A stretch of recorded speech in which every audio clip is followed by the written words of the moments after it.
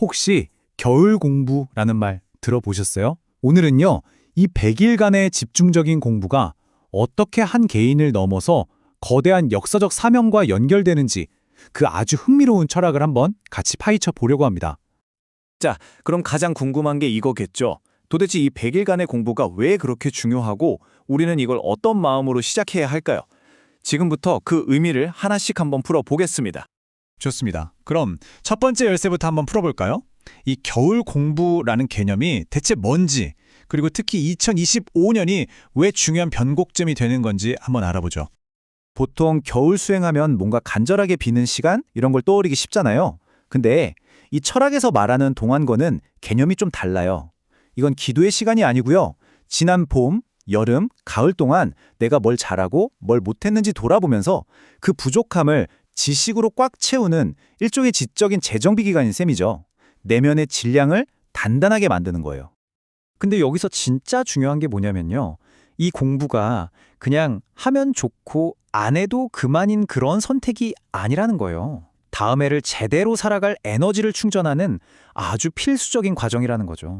만약 이 시기를 그냥 흘려보내면 자신의 분별력과 판단력은 퇴보할 수밖에 없다고 아주 단호하게 이야기합니다. 근데 여기서 되게 재밌는 게 공부 방식이 딱 정해져 있지 않다는 점이에요.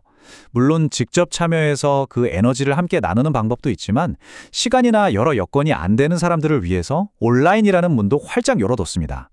결국 중요한 건 배우려는 마음만 있으면 길은 다 있다는 거죠. 자, 이제 공부에 무엇을 알았으니 왜 해야 하는지로 넘어가 보겠습니다. 이 겨울 공부가 왜 그렇게까지 중요하다고 하는지 그 배경에 깔린 아주 거대한 역사적인 맥락을 살펴볼 시간입니다. 이제부터는 스케일이 좀 커집니다. 이 타임라인을 한번 쭉 따라와 보세요. 이야기는 무려 5,000년간의 고난 속에서 우리 문화를 지켜온 역사에서 시작됩니다. 그러다가 2차 대전 이후 인류 역사상 처음으로 남녀 모두가 보편적인 교육을 받게 되죠. 이들이 바로 지식인 세대고요. 그리고 2013년 이들이 사회의 중심이 될 나이가 되었고 마침내 2025년부터는 인류 전체를 위해서 그 사명을 다해야 할 결정적인 시간이 온다는 정말 어마어마한 서사를 담고 있습니다. 너희는 민족의 역사적 사명을 띠고 이 땅에 태어났다. 이 한 문장을 어릴 때부터 계속 듣고 자랐다고 한번 상상해 보세요. 이게 그냥 나 혼자 잘 살자가 아니라 내 삶이 뭔가 더 큰 이야기의 일부라는 그런 강력한 소속감과 책임감을 심어주는 말이었겠죠. 그리고 바로 이 지점에서 지금 우리가 겪는 세상의 모든 문제에 대한 진단이 딱 나옵니다. 그 근본적인 원인이 뭐냐? 바로 이 역사적 사명을 부여받은 지식인들이 자기 역할을 제대로 안 하고 있기 때문이라는 거예요. 개인에게 정말 엄청난 책임감을 요구하는 그런 시각인 거죠. 그렇다면 그 지식인들은 도대체 뭘 해야 하는 걸까요? 바로 여기서 이 철학의 가장 핵심적인 전환점, 그러니까 낡은 패러다임에서 새로운 패러다임으로의 이동이 나타납니다. 이 철학에서는요, 시대가 완전히 바뀌었다 이렇게 선언을 해요. 자, 왼쪽에 낡은 시대를 한번 보세요. 과거엔 우리가 잘 몰랐기 때문에 외부의 어떤 신적인 존재에게 빌고 의존하고 간청했죠. 하지만 오른쪽의 새로운 시대는 완전히 다릅니다.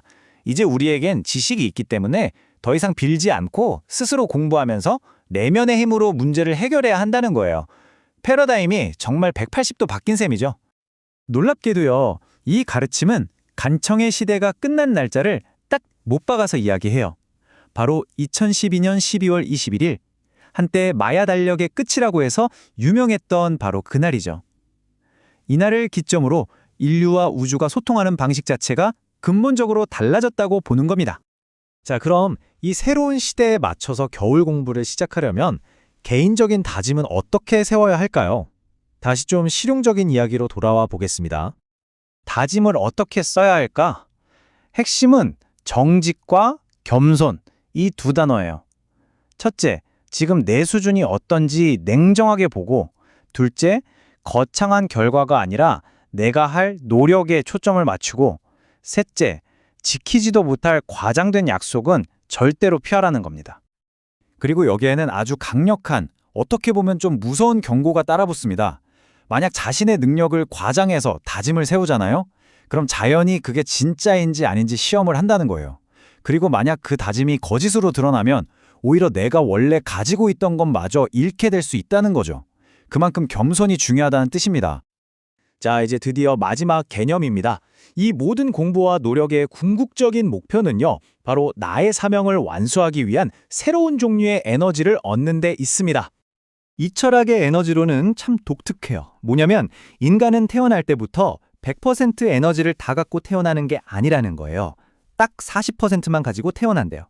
시작점은 주어졌지만 나머지 60%는 온전히 스스로 채워야 할 몫이라는 거죠. 그러니까 우리 삶의 주인공은 누가 뭐래도 바로 나 자신일 수밖에 없는 겁니다. 바로 여기서 공부의 역할이 나오는 겁니다. 끊임없이 노력하고 공부를 하면 우리는 이 땅의 에너지 30%를 추가로 끌어올 수 있다는 거예요.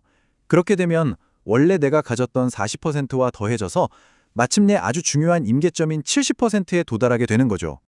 이게 바로 3대 7의 법칙이라는 건데요. 아주 간단해요. 내 노력으로 70%를 채우지 못하면 저 하늘의 힘인 나머지 30%는 절대로 받을 수 없다는 원리입니다. 준비되지 않은 사람한테는 하늘도 기회를 주지 않는다. 뭐 이런 자연의 법칙 같은 거요. 결국 이렇게 에너지를 축적하는 이유는 아주 명확합니다. 나 자신을 제대로 이해하고 내가 가진 재능으로 사회에 기여하고 더 나아가서는 인류 전체의 조화를 이루는데 그 목적이 있는 거죠. 결국 개인의 성장이 곧 공동체의 성장으로 이어지는 겁니다. 결국 이 모든 가르침은 우리에게 하나의 질문을 던지는 것 같아요. 정보가 정말 홍수처럼 쏟아지는 이 시대에 우리가 쌓는 지식의 진짜 목적은 과연 뭘까요? 단순히 많이 아는 것을 넘어서 여러분은 그 지식으로 궁극적으로 무엇을 하고 싶으신가요? 한 번쯤 깊이 생각해 볼 만한 질문인 것 같습니다.